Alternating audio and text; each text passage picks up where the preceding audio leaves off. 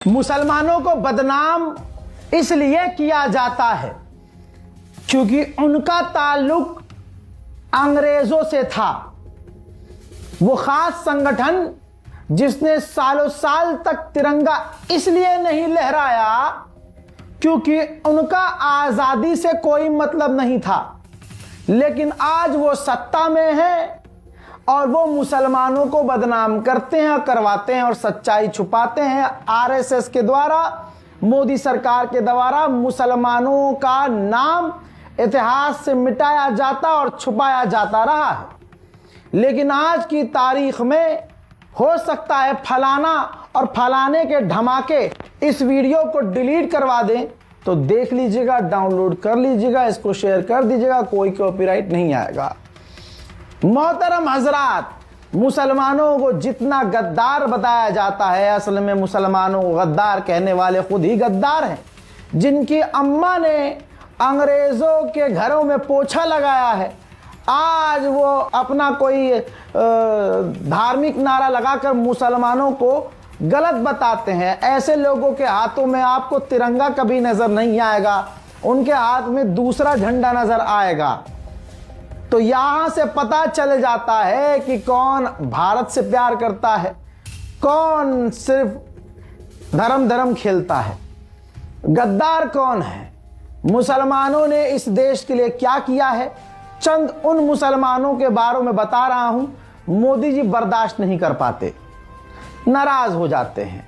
लेकिन आइए, दुनिया भर ने जिनको माना, लेकिन यहां उनको भुलाने के लिए पूरी कोशिश सरकार ने की है। पहला क्रांतिकारी, मैं जो भी क्रांतिकारी बता रहा हूं, छुपाया गया है। जल्दी जल्दी बताऊंगा ताकि आप ज्यादा क्रांतिकारियों के बारे में जान सके। मौलवी अहमदुल्ला शाह 1857 क्रांति के सबसे डेंजर लीडर भाई, जिनके आगे ब्रिटिश जर्नल भी कांपते थे ब्रिटेन के जर्नल। अंग्रेज उनसे इतना डरते थे कि अंग्रेजों ने उनका नाम दिया था लाइट हाउस रिबेलियन। उन्हें पकड़ने के लिए अंग्रेजों ने उस वक्त 50,000 का इनाम रखा था। 50,000 का इनाम, जो आज के 15 करोड़ होते हैं। यह है मुसलमान हजरात। उन्होंने नॉर्थ इंडिया में 1857 की क्रांति की आग फैलाई और गोरिल्ला वॉरफेयर से अंग्रेजों को बार बार हराया बार बार। शहादत कैसे हुई? एक गद्दार राजा ने, जब अंग्रेजों ने देखा कि हम इसको नहीं हरा पा रहे हैं मौलवी अहमदुल्ला शाह को, तो अंग्रेजों ने एक राजा से कांटेक्ट किया कि हम तुम्हें इनाम देंगे, बस तुम इसे खत्म कर दो। तो एक राजा ने धोखे से उन्हें बुलाकर उनकी हत्या कर दी, कत्ल कर दिया। लेकिन उन्होंने आखिरी सांस तक अंग्रेजों के आगे सर नहीं झुकाया। उन गद्दार राजा का नाम था, जो शाहजहांपुर के थे, राजा जगन्नाथ सिंह और उनका भाई बलदेव सिंह। आज देख लो मुसलमानों को गद्दार कहने वाले कौन है और देशभक्त को कत्ल करने वाले उस वक्त कौन थे। आज बड़े शोर मचाते हैं ना, अरे गर्व से कहो हम धमाका हैं। हाँ, पता चल रहा है तुम कौन हो। मेरी लिस्ट में दूसरा क्रांतिकारी शेर है यूसुफ मेहर अली। ये युवा थे, नौजवान उस वक्त के, गर्म खून वाले भाई साहब, सोशल वर्कर थे। इन्होंने 2 बेहतरीन नारे दिए थे, quit India, Simon go back. जी, यूसुफ मेहर अली ने लिखे थे, जो बाद में कहा गया कि यह नारा गांधी ने दिया था। गांधी जी ने यह नारा नहीं दिया था, यह नारा यूसुफ मेहर अली ने दिया था। दोस्तों, 8 बार जेल गए। जेल में इतना टॉर्चर किया गया इन्हें कि ये चल नहीं पा रहे थे, फिर भी व्हील चेयर पर बैठकर प्रोटेस्ट ऑर्गेनाइज कर रहे थे। हमारी आजादी की लड़ाई सिर्फ अंग्रेजों को भगाने की नहीं, बल्कि हर गरीब को उसका हक दिलाने की है। ये हमेशा ये कोट लिखा करते थे। हमारी लिस्ट में तीसरे क्रांतिकारी शेर का नाम है अब्दुल कय्यूम अंसारी। मुसलमानों में अंसारियों को बड़ा नीचा दिखाया जाता है, तो मुसलमानों सुनो, अपने गरीबान को झांको, अपनी नस्लों को चेक करो। अंसारियों पर कटाक्ष करने वालों और मुसलमानों को नीचा दिखाने वालों सूअरों के झुंड, अपने पिता और अपने बाप को पहचानो। जिन्ना जो भारत के टुकड़े करने के लिए प्रपोजल लेके आया, जिन्ना जो भारत के 2 टुकड़े करना चाह रहा था और किया भी, जैसा आपने देखा पाकिस्तान, तो सबसे पहले यही जिन्ना के विरोध में खड़े हो गए अब्दुल कयूम अंसारी जो बिहार से हैं, मोहम्मद अली जिन्ना ने 2 नेशन थ्योरी से देश को जब तोड़ने की तैयारी की तो आजाद मुस्लिम कॉन्फ्रेंस बनाकर इन्होंने जिन्ना को खुला चैलेंज दे दिया। अब्दुल कयूम अंसारी ने आजाद मुस्लिम कॉन्फ्रेंस बनाई, हिम्मत ये दिखाई कि जान से मारने की धमकी मिली, इसके बावजूद उन्होंने एक कोट लिखा, ये देश हमारा है, हम इसके टुकड़े नहीं होने देंगे, हम इसी मिट्टी में पैदा हुए हैं और इसी में दफन होंगे। दोस्तों, लाखों मुस्लिम को पाकिस्तान जाने से रोका इन्होंने, लोगों को बिहार में जोड़ा और लाखों बिहार के लोगों को, हिंदू मुस्लिम सिख ईसाई, पाकिस्तान जाने से रोका। आज कहते हैं ये टुकड़े टुकड़े गैंग के, अबे सालो तुम हो टुकड़े टुकड़े गैंग के, अंग्रेज का गूंज चाटने वालों तुम हो टुकड़े टुकड़े गैंग के। हम मुसलमान हमेशा से कहते आए हैं कि ये मुल्क हमारा है, इस मुल्क का टुकड़ा नहीं होना चाहिए। मक़ूम अब्दुल कादिर केरला के, सुन लो आरएसएस वालों, तुमने कितना छुपाया लेकिन हम उतना बताएंगे। केरला के थे भाई साहब सुभाष चंद्र बोस की इंडियन नेशनल आर्मी INA के जाबाज स्पाई थे, जासूस थे। भाई साहब नेताजी ने उन्हें जापान की सबमरीन से सीक्रेटली खुफिया तौर से भारत भेजा था ताकि वो ब्रिटिश आर्मी की गुप्त जानकारी ले सकें, जासूसी कर सकें। कुर्बानियां क्या दी, ब्रिटिशर्स ने उन्हें पकड़ लिया और कई बार उन्हें टॉर्चर किया और इतना टॉर्चर किया कि मैं आपको बता नहीं सकता। नाखून उखाड़े, बर्फ की सिल्ली पर लिटाया, पैरों पर जख्म दिया, उनके बाल जो ये साइड उखाड़े, उनको इतना परेशान किया, टॉर्चर किया। लेकिन मजाल उस जाबाज शेर ने, मुस्लिम शेर ने INA का कोई सीक्रेट लीक किया हो? सिर्फ 26 साल की उम्र में मक़ूम अब्दुल कादिर को अंग्रेजों ने फांसी के पास ले जाकर खड़ा कर दिया कि अब तुम गए, बताओ अभी कुछ है तो। इन्होंने फांसी को पकड़ा, फांसी को चूमा और इनकलाब जिंदाबाद, जय हिंद, ये 2 नारे मरने से पहले लगाए। अब समझ में आया, CJP प्रोटेस्ट हो, CAA प्रोटेस्ट हो, NRC प्रोटेस्ट हो, देश के हक में कोई भी प्रोटेस्ट किया जाता है तो फलाने बिनते फलाने का झुंड कहता है ना, ये टुकड़े टुकड़े गैंग के हैं, ये इनकलाब जिंदाबाद के ना, ये आजादी के नारे लगा रहे हैं। ओ, आजादी के नारों से, इनकलाब जिंदाबाद के नारों से, जय हिंद के नारों से। दिक्कत तो अंग्रेज की औलादों को ही होती है, जो अंग्रेज यहां बीज डाल के गए थे, ये गंदी नस्ल वहीं से है, वरना शेर तो मुसलमान है। ये 5वें व्यक्ति हैं, 5वां शेर मुसलमानों का। जी हां, पीर अली खान, बिहार पटना से, एक गरीब आदमी बुक बाइंडिंग का काम करता था, 1857 की क्रांति से जुड़ा हुआ था, 5 टाइम का नमाजी, ईमानदारी से काम करने वाला। शॉर्ट में बात यह है, तमाम क्रांतिकारियों को किताब के अंदर छुपाकर हथियार देता था, किताब के अंदर छुपाकर मैसेज फॉरवर्ड करता था, मैसेज भेजता था। अपने काम से उसने लाखों लोगों को इन क्रांतिकारियों से जोड़ने का काम किया। ब्रिटेन की गवर्नमेंट को जब पता चला उनके बारे में, तो उनके घर को भाई तोप से उड़ा दिया, फिर उनको टॉर्चर किया, लेकिन उन्होंने आखिरी दम तक किसी क्रांतिकारी का कोई डिटेल नहीं दिया। उनका फेमस डायलॉग था, तुम मुझे फांसी दे सकते हो लेकिन हमारे जज्बे को नहीं मार सकते, मेरे खून से हजारों और पीर अली पैदा होंगे। यह उनका खास डायलॉग था। शहादत हुई 7 जुलाई 1857 को। आम जनता के सामने उन्हें फांसी दे दी गई, पर दुनिया गवाह थी उस वक्त कि उन्होंने मुस्कुराकर फांसी के फंदे को चूमा और अपने हाथों से फांसी के फंदे को अपने गर्दन में डाल दिया। ये है मुसलमान। तो पता चला आज अंग्रेजों की औलादों को ही मुसलमानों से तकलीफ है। एक खास संगठन ने लंबे समय तक तिरंगा नहीं फहराया। उसकी बड़ी वजह यह भी थी कि झंडे का जो फाइनल तिरंगा जो आज सब लेकर मटक रहे हैं, जो कल तक भूल जाएंगे, आज ही आज है, कल गाजियाबाद है, आज तिरंगा लहरा रहे हैं, फिर कहां पड़ा है कोई देखता नहीं है। यह भी मैं बात कह रहा हूं सभी के लिए, हिंदू मुसलमान के लिए। असलियत सुनो और दिल में बसाओ, तब पता चलेगा, तब सच में इज्जत 12 महीने इस तिरंगे के कर पाओगे।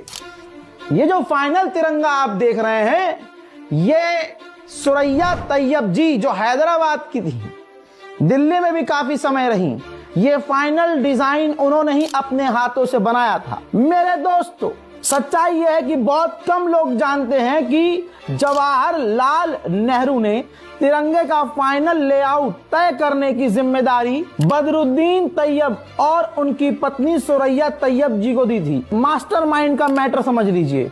उन्होंने ही तिरंगे के बीच में चरखे की जगह अशोक चक्र, सम्राट अशोक का चक्र लगाने के लिए आइडिया दिया। पहला सैंपल तिरंगे का खुद अपने हाथों से सुरैया तैयब जी ने बनाया सिला।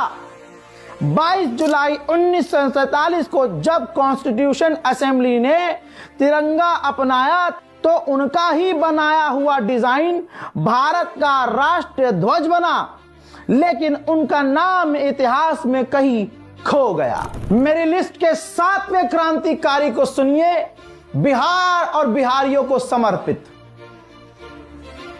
बिहार को बदनाम किया जाता है, औकात नहीं है बिहार को बदनाम करने की। सलाम है बिहार को। हजरात, 7वां नाम है बटक मियां, मोतिहारी बिहार के रहने वाले बटक मियां मुसलमान, एक मामूली रसोइया जिन्होंने महात्मा गांधी की जान बचाई थी। 1917 का चंपारण का सत्याग्रह जब शुरू हुआ तो ब्रिटिश के मैनेजर जिसका नाम एरविन था, बटक मियां को धमकाया कि गांधी जी को दूध में जहर दे दो और अगर तुमने नहीं मिलाया तो तुम्हारा घर तोड़ देंगे, तुम्हें गिरफ्तार कर लेंगे, तुम्हें कत्ल कर देंगे। बटक मियां ने अपनी जान और परिवार की परवाह किए बिना गांधी जी को दूध का गिलास देते हुए सच बता दिया कि गांधी जी मैं ये दे तो रहा हूं दूध, पिएगा मत, इसमें जहर है। जिसके बाद अंग्रेजों ने उनका घर जब्त कर लिया, उनके परिवार को जेल में डाल दिया, बेहद टॉर्चर किया, उनके परिवार को पूरी तरह बर्बाद कर दिया गया। लेकिन बटक मियां ने देश के सबसे बड़े नेता को बचा लिया। हजरात, बड़े घूमते हैं आज यहाँ टी शर्ट पे चिपका के भगत हैं, भगत सिंह की टी शर्ट पहन के यूं मूछी घुमा लेंगे ऊंची और आवाज चौड़ी करके यूट्यूब पर बोले औकात में रहो बे, औकात में। तुम्हारे बाप दादाओं ने भगत सिंह को बचाने के लिए एक आवाज नहीं उठाई थी। 8वां क्रांतिकारी शेर है असफ अली जी। जी हां, जब ब्रिटिश आर्मी ने हमारे भगत सिंह को गिरफ्तार कर लिया तो भगत सिंह का केस कोई भारत का ऐसा शेर नहीं था जो केस ले ले, कोई वकील नहीं ले रहा था। जब भगत सिंह और उनके साथियों ने सेंट्रल असेंबली में बॉम्ब फेंका था तब कोई भी वकील भगत सिंह का केस नहीं ले रहा था, डर रहे थे अंग्रेजों से। तब असफ अली ने आगे बढ़कर भगत सिंह और उनके साथियों का कोर्ट में केस लड़ा। 1942 के क्विट इंडिया मूवमेंट के वक्त सारे बड़े नेता जेल में थे, तब उन्होंने अंडरग्राउंड रहकर पूरे देश में आंदोलन को डायरेक्शन दी थी। असफ अली ने, उन्हें भी बाद में गिरफ्तार किया गया, सालों तक उन्हें जेल में डाला गया, लेकिन उन्होंने कभी अंग्रेज सरकार के आगे घुटने नहीं टेके, जिसका नाम था असफ अली। आज चीखते रहो तुम हम देशभक्त हैं, अबे तुम गुलाम थे अंग्रेज के। मेरी लिस्ट में नवा क्रांतिकारी है डॉक्टर मकबूल अहमद एजाजी, नाम नहीं सुना होगा, भूलने नहीं दूंगा, निकाल के लाया हूं। बिहार के ये हैं दोस्तों, मुजफ्फरपुर बिहार सुना होगा। एक महान नेता, डॉक्टर भी, क्रांतिकारी भी, जिन्होंने स्वदेशी आंदोलन और खिलाफत मूवमेंट पर बढ़ चढ़कर हिस्सा लिया। भाई इन्होंने जब शादी करी तो उनकी देशभक्ति ऐसी थी कि उन्होंने अपनी शादी के दिन ब्रिटिश कपड़े और सामान पहनने से, मंगवाने से इनकार कर दिया। उन्होंने शादी में सिर्फ खादी का कपड़ा पहना और अंग्रेजों के प्रतीक उन्होंने खुलेआम विरोध शुरू कर दिया। जिन्ना को चैलेंज कर दिया। जब मोहम्मद अली जिन्ना देश के बंटवारे की मांग कर रहे थे, तब उन्होंने ऑल इंडिया जमूर मुस्लिम लीग की स्थापना कर डाली। जिन्ना को टू स्टेट थ्योरी की धज्जियां उड़ाते हुए जिन्ना का विरोध किया। उन्होंने बिहार के लाखों लोगों को एकजुट किया और कहा कि ये हमारा मुल्क भारत है, हमें भारत में ही रहना है। Central assembly bomb blast case में इनका कनेक्शन था। जब भगत सिंह और बटुकेश्वर भट्ट ने सेंट्रल असेंबली में बॉम्ब फेंका था, तब डॉक्टर एजाजी ने उनके अंडरग्राउंड साथी और उनके छुपे हुए क्रांतिकारियों की सीक्रेटली मदद की, पैसे दिए, पनाह दी, छुपाया, ट्रांसफर करवाया। उन्होंने अपनी पूरी जिंदगी गरीबों के इलाज और देश की आजादी के नाम कर दिया। उनका कहना मेन ये था, हम इसी मिट्टी में पैदा हुए हैं और इसी मिट्टी में दफन होंगे, देश के टुकड़े हमें मंजूर नहीं। अब आखिरी और 10वां मेरी लिस्ट का क्रांतिकारी, ऐसे तो न जाने कितने हैं और इन सबका नाम मिटाने की फलाना खूब कोशिश कर रहा है। टनाटन टनाटन टन टन टारा वाले संगठन मुसलमानों गद्दार कहते हैं, लेकिन ये अंग्रेजों की औलाद हैं। हजरात 10वां नाम है हमारी लिस्ट में काजी नजरुल इस्लाम, वेस्ट बंगाल के चुरुलिया इलाके से। भाई ये बेहतरीन कमाल के कवि थे, संगीतकार थे, क्रांतिकारी पर ये अपने कलाम लिखते थे। अंग्रेजों को इनकी शायरी से डर लगता था, इनकी पोएम से अंग्रेजों को डर लगता था। उनकी मशहूर कविता विद्रोही, द रेबल, उनका गीत एक और था, करार लिहो कपट।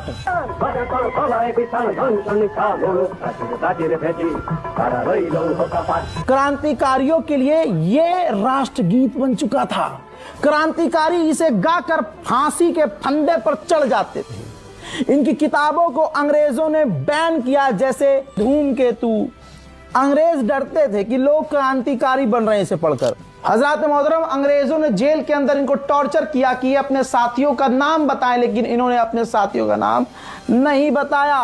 कोर्ट में इनको पेश किया गया तो बिना डरे जज के सामने उन्होंने कहा कि मैं कवि हूं, मेरा काम राजद्रोही होना है। जब राज्य अधर्म पर टिका हो, मैं उस सरकार का कानून कैसे मानूं जो मेरे देश को गुलाम बनाकर बैठी है। मैं गुलामी कबूल नहीं कर सकता। ये थे काजी नजरुल इस्लाम। अब सोचिए, अभी न जाने कितने हैं मुसलमानों से, इसलिए अंग्रेजों को प्रॉब्लम है। आज अंग्रेजों की औलाद ही होगी कोई जो मुसलमानों को गद्दार और पाकिस्तानी कहेगी। अबे हम तो वो हैं, हमने पाकिस्तान की तरफ पलट कर नहीं देखा और आज भी कहते हैं हिंदुस्तान जिंदाबाद। जय हिंद।